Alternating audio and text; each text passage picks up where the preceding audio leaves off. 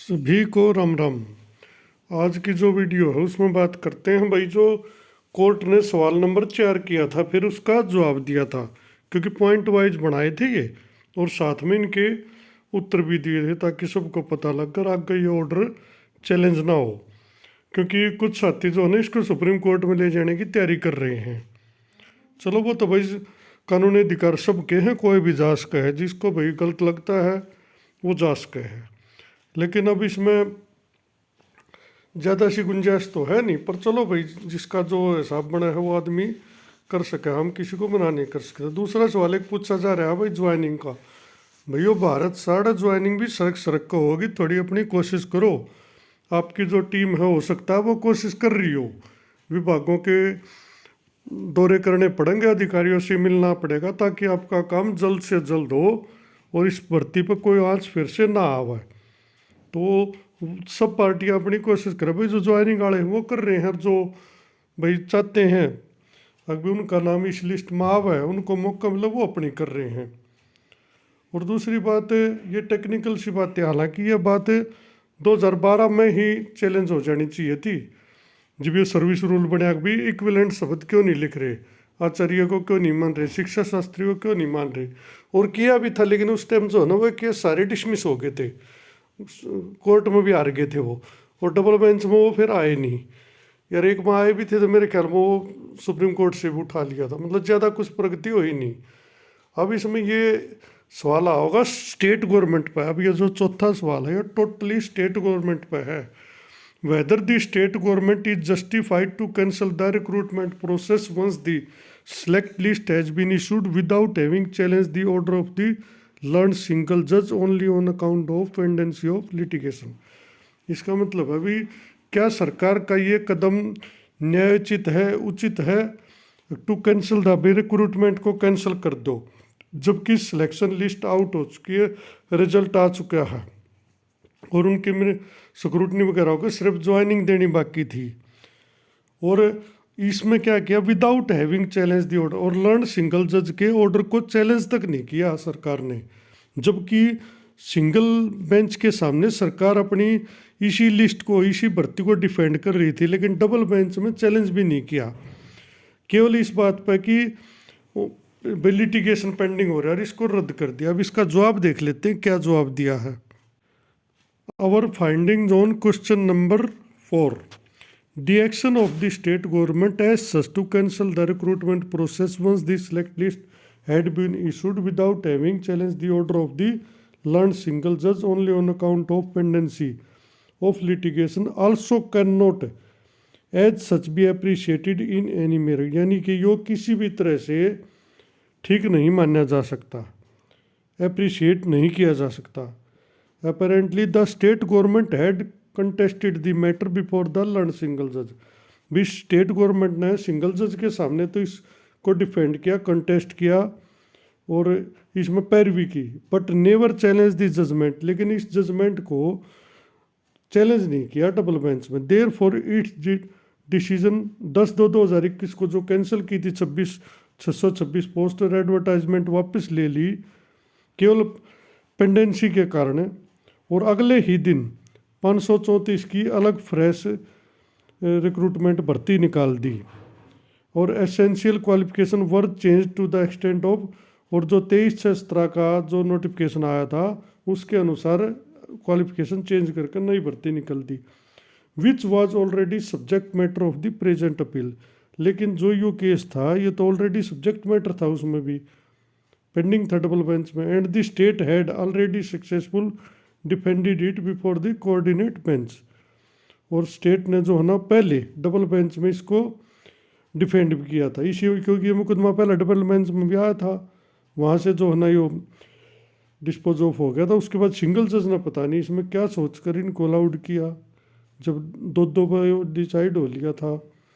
Rather अब उस coordinate bench जो पहले थी ना उसकी बात कर रही है, रादर एक concession had been given by the advocate general, उसमें जो है ना एजी साहब ने एक कंसेशन दी थी कि एक fresh advertisement would be issued protecting the interest of the others. भाई जो ये पटिशनर थे यानी शिक्षा शास्त्री आचार्य, उन्होंने कहा था कि इनके इंटरेस्ट को बचाने के लिए, इनके हित के लिए, of the others who had applied earlier, जिन्होंने पहले अप्लाई किया था, and since more post would fall vacant on account of the retirement, और उन्होंने कहा था क्योंकि हमारे पास कुछ पोस्ट और खाली हैं क्योंकि रिटायरमेंट हो गई हैं, तो हम and the candidate were to be considered in the light of amended rule, और वो जो नई भर्ती आओगी जो हम काटेंगे 2 महीने के अंदर, ये कैंडिडेट जो है ना नए रूल के अनुसार माने जाएंगे, एलिजिबल माने जाएंगे, और एज एलिजिबल, और उसमें एज की छूट भी दे दीजिए। और इनको कहा था भी as eligible on 28/6/2015।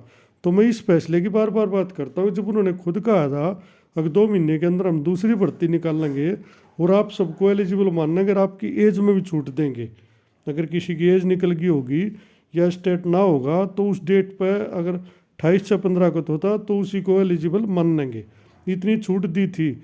The date of the advertisement benefits was also to be granted if they were age barred, यानी अगर एज चलेगी तो भी वो माने जाएंगे, and they were to be granted exemption and consider in the process of selection, and the same was to be done within a period of 2 month. तो ये बात थी वो 2 महीने के अंदर इनको सरकार ने मौका दिया था।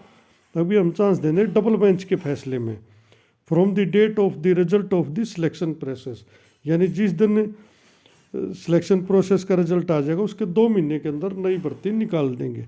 दस once this result was declared and was subject matter of litigation the same, तो इन्होंने कहा कि जब रिजल्ट आ गया और वो कानूनी प्रक्रिया के अधीन है, उस पर केस चल रहा है, और वो the same could not be cancel, वो कैंसिल नहीं किया जा सकता, detriment of the person who are already in the select list. इसके लिए भाई 1800 LPA number 1861 of 2018 Nidhi Sharma, जो TGT इंग्लिश का केस था ना, उसका यहाँ पर उदाहरण दिया गया है। अकुन का इंग्लिश कंपलसरी और इक्विवेलेंट टू इंग्लिश ऑप्शनल का झगड़ा था, हालांकि इन्होंने PGT इंग्लिश लिखा है, लेकिन ये केस जो ना TGT इंग्लिश का था, ये मिस्टेकन लिखी गई, और इस सत्र पर इस प्रकार की मिस्टेक होनी चाहिए पर हो रही है। आगे जाके इसमें बताते भी, आगे जाकर PGT लिख देते हैं जब फैसला आता। देखो ये फैसले में लिख रखा है TGT, जो उदाहरण दिया है, तो ये TGT की भर्ती थी, इन्होंने ऊपर 2 जगह वैसे ही PGT लिख रखा है। तो भी इस केस का भी उदाहरण दिया क्योंकि ये भर्ती भी इन्होंने एक बार वापस ले ली थी। तो एक उदाहरण और भी दे रखा है सुप्रीम कोर्ट का, क्योंकि ये उदाहरण देकर अपनी बात को सिद्ध करते हैं कि हमने इस फैसले के आधार पर ये लिया है।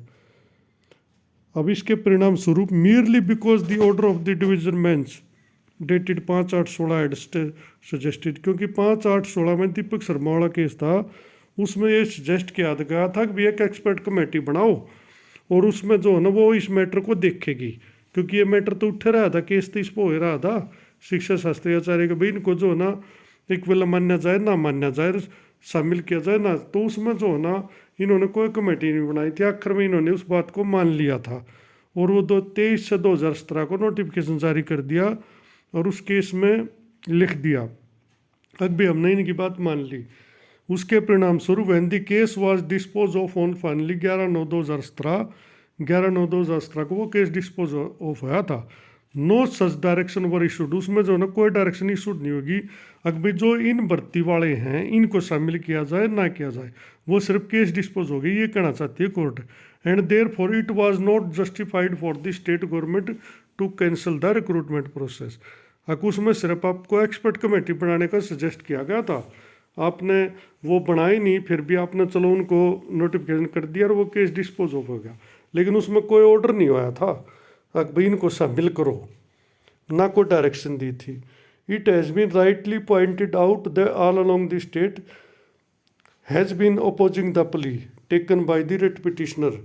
भाई सारे का तो मुकदमा में जो स्टेट है वो इनको अपोज कर रहा था, जो ये पिटिशनर हैं शिक्षा शास्त्री आचार्य, पहले सिंगल बेंच में अपोज करे, फिर डबल में करे, फिर सिंगल में करे, और उसके बाद एकदम से स्टेट का स्टैंड बदल गया। ये पता ना कैसे तो अधिकारी है क्यों कर नहीं युग कराया, वो बहुत बड़ी गलती थी कि जब एक मैटर को आप पहले से बचाव करे तो डबल में भी जाना चाहिए था। और ये तो एक कॉमन सेंस की बात है, कोई मुकदमा अगर कोर्ट में है तो उसको कोई वापस थोड़ी ले सके, तो कोर्ट ले सके है।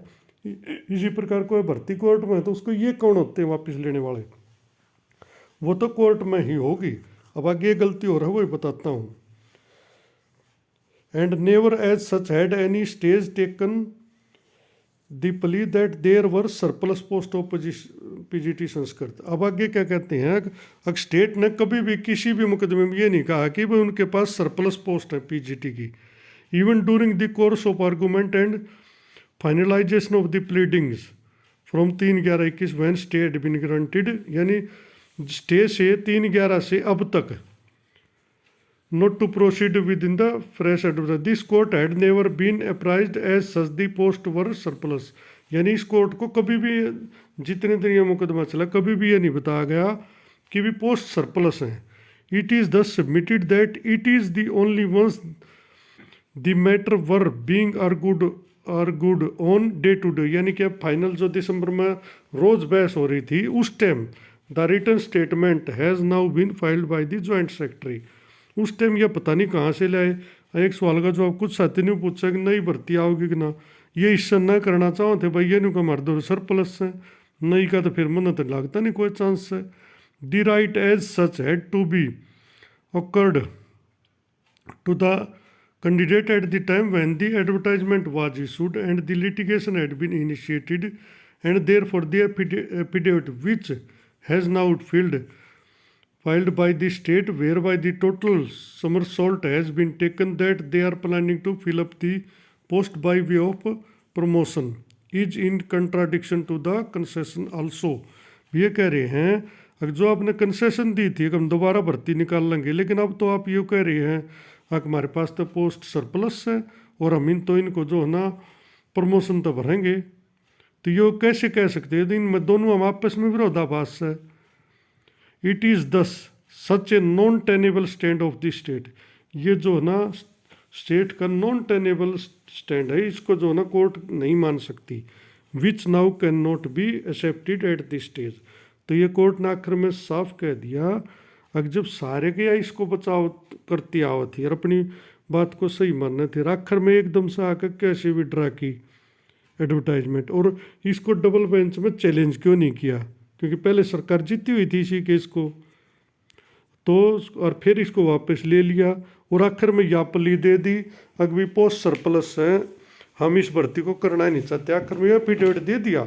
हद की बात है ना, कैसे देश का है। जब न्यू बेरा देखो, एक छोटी बात सोचियो, 2021 में यानी कि इससे 1.25 साल पहले जब ये मुकदमा चला, 1.5 साल ला लो, फरवरी टू दिसंबर, 2.25 साल ला लो पूरे। फरवरी 2021 में तो ये कैंसिल करते हैं और दोबारा भर्ती निकालते हैं 534 की अपने आप। उसके बाद 1.5 साल में कोई ना कोई रिटायर भी होया होगा, कोई प्रिंसिपल भी बन गया होगा, प्रमोशन भी तो हुई होगी, तो पोस्ट तो कुछ और खाली भी होंगे ना। 1.5 साल बाद इनका यो एफिडेविट देना कि हमारे पास पोस्ट सरप्लस हैं, हम ज्वाइन किसी को भी नहीं कराना चाहते, इसलिए हमने यह जो है ना विड्रा करी, या हम इसको नहीं चाहते आगे चले। मतलब कौन सा तो कहिए, 2 स्टैंड ऐसे लगे।